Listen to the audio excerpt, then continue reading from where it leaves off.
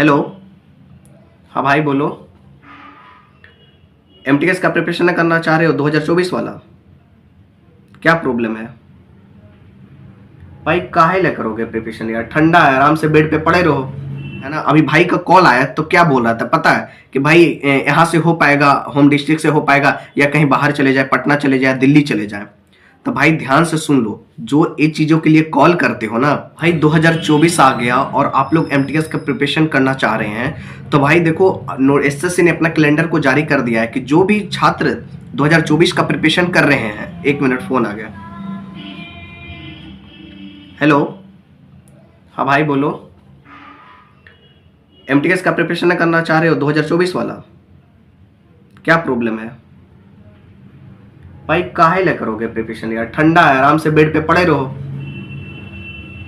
हाँ, आराम से रूम में रहो, बेड बिस्तर पर आराम से बैठे रहो।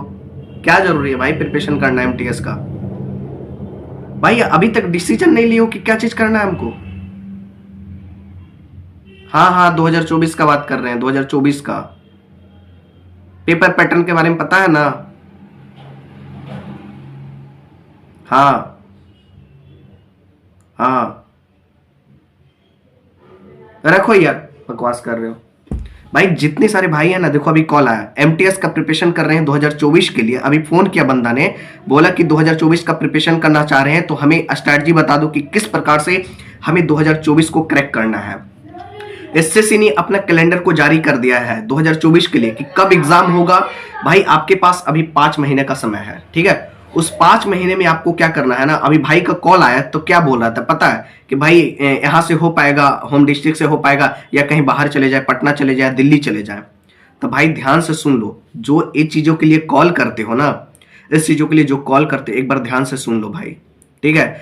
अगर अपने होम डिस्ट्रिक्ट से अगर करना चाहते हो ना, तो वहां से भी एग्जाम निकल जाएगा। अगर तुम कहीं बाहर जाकर अगर तैयारी करना चाहते हो, तो वहां से भी तुम्हारा एग्जाम क्रैक हो जाएगा। बस आपको एफर्ट इतना लगाना है कि आपने कितनी मेहनत दिया प्रिपरेशन को, ठीक है, कितने टाइम से प्रिपरेशन कर रहा है, कितने मॉक टेस्ट आपने लगाया है, ठीक है, उस चीजों पे ध्यान दो, ठीक है मेरे दोस्त।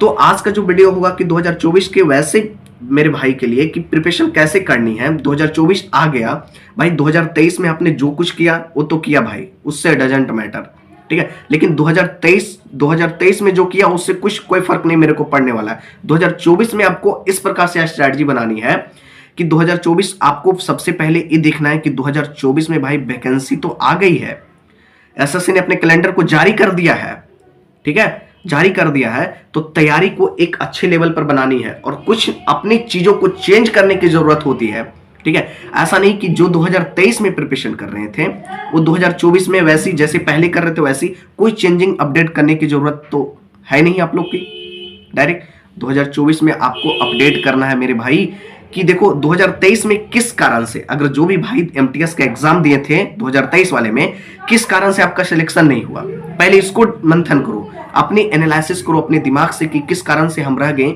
2023 में हमारा सिलेक्शन नहीं हुआ। तो भाई 2024 में सुधारने की जरूरत है, क्योंकि न्यू ईयर आ गया है। न्यू ईयर में अगर आप 2023 को लेकर अगर 2023 में सेम कंडीशन को आप फॉलो करोगे तो भाई दिक्कत हो जाएगा।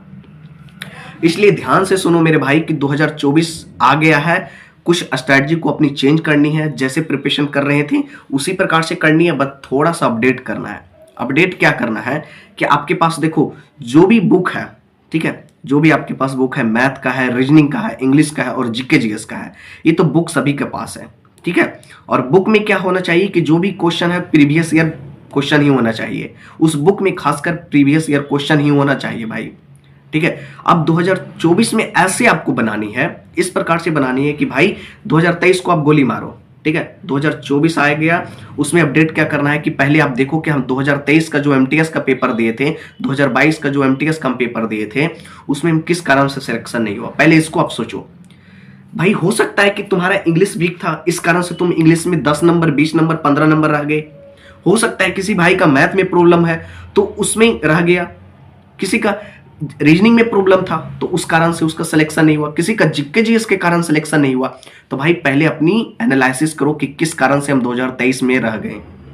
तो भाई वही गलती अगर आप 2024 में करोगे भाई, तो तुम अपडेट किए हो क्यों? अपडेट कहाँ किए तुमने? तो भाई सुधारनी है उस गलती को। 2023 को ना देखते हुए 2024 में आपको सुधारनी है।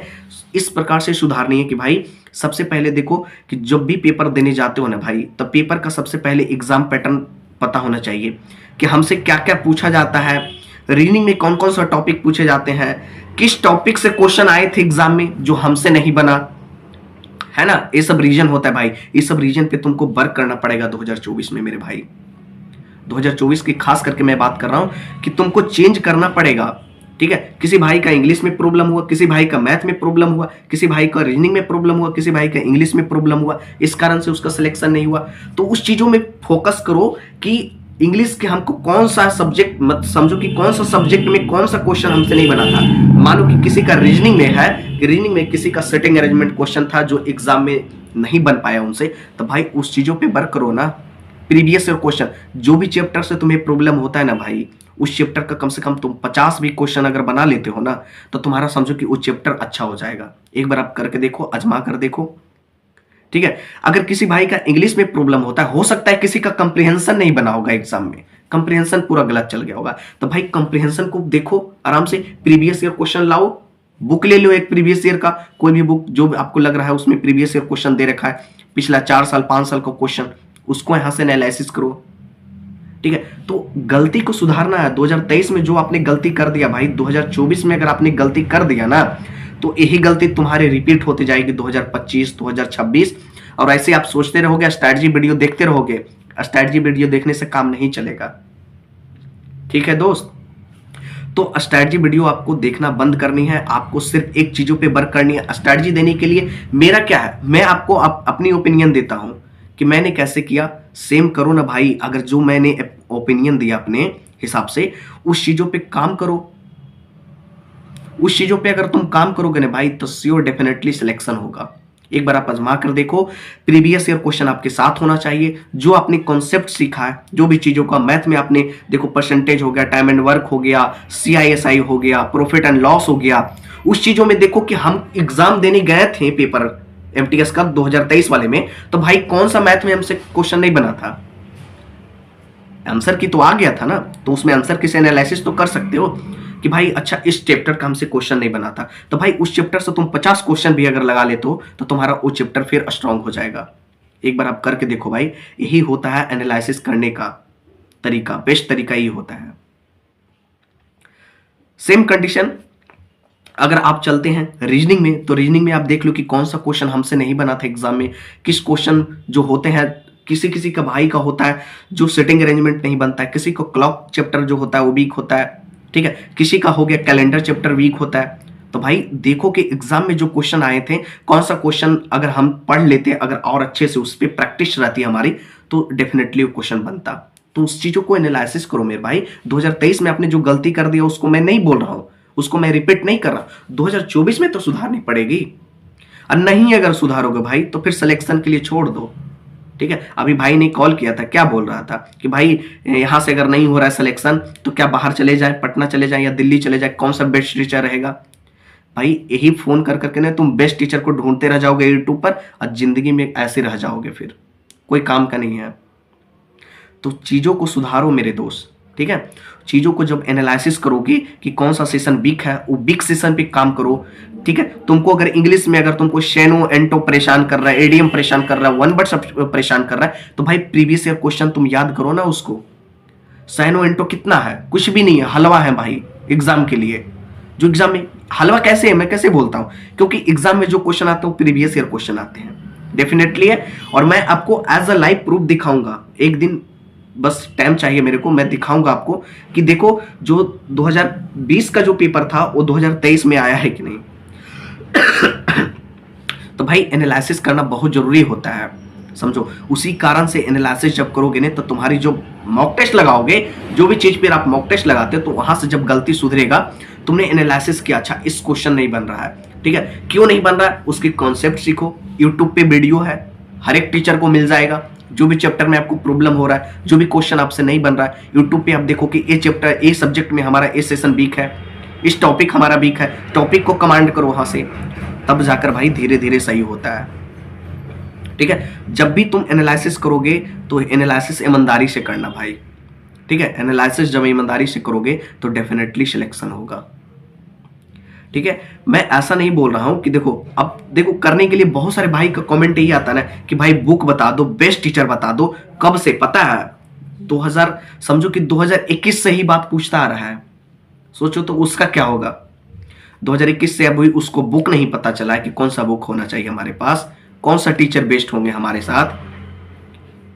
तो इसको समझो भाई, यही चीजों को बार बार तुम कमेंट करो कि भाई बुक बता दो, भाई टीचर बता दो, भाई कैसे तैयारी करना है इसको बता दो। अभी तो तुम यही सर्च कर रहे हो यूट्यूब पे, लिखेगा भाई एमटीएस टॉपर इंटरव्यू, सर्च किया आ गया, उसका वीडियो देख रहा है, एक दिन का लिए मोटिवेट होता है, वीडियो उसका देख लिया, अच्छा इस भाई ने तो ऐसे किया, अंदर से खून आएगा, अंदर से जुनून आएगा। एक दिन पढ़ोगे, 2 दिन पढ़ोगे, तीसरा दिन अपने आप डिमोनेटाइज हो जाओगे। समझे? तो उस गलती को आपको सुधारनी है भाई। ठीक है, 2023 में जो गलती किया वो किया, 2024 में आपको एनालिसिस करनी है। पेपर जो आंसर की आपने दिया 2022 और 2023 में जो आपने एग्जाम दिया एमटीएस का, उसके आंसर की आप पहले निकालो और उसमें देखो कि कौन कौन सा क्वेश्चन हमारे गलत हुए हैं, कौन कौन सा क्वेश्चन हमसे नहीं बने हैं।